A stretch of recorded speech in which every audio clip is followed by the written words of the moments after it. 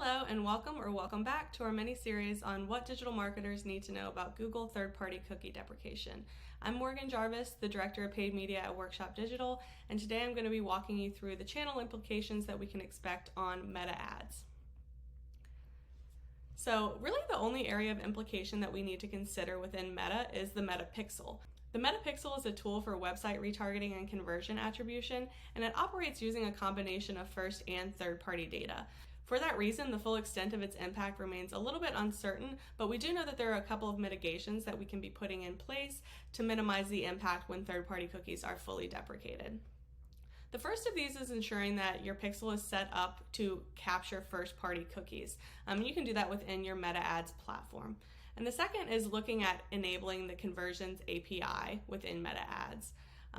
Looking at the Conversion API a little bit, this is a tool that essentially passes server-side first-party data via the API from your website to Meta for the purposes of attribution and targeting.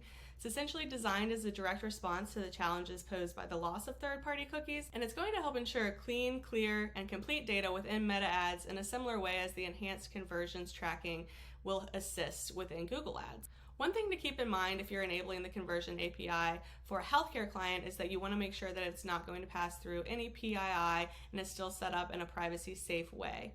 You can enable the Conversions API through a couple of methods, one being, going directly through website platforms such as HubSpot, another being setting it up through Google Tag Manager, and then for more complicated setups, you can leverage a developer for their support.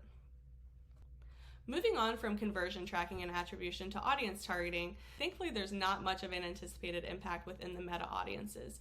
Demographic, interest, and behavior-based audiences are informed by information that's volunteered by users of Facebook and Instagram and their behavior on those platforms. Customer match audiences consist of first-party data by nature, and those are going to become even more valuable as a method of targeting that cannot be affected by third-party cookie loss.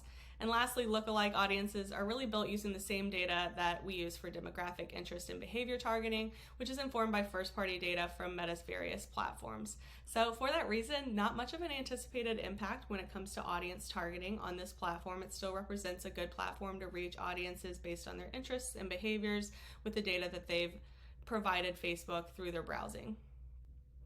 So in summary, it would be smart to look into your Meta Pixel, make sure it's set up to capture first-party data, look into setting up the Conversion API for each of your Meta Ads accounts, and continue using the audience targeting that you found to be effective so far, because it should remain effective in the future.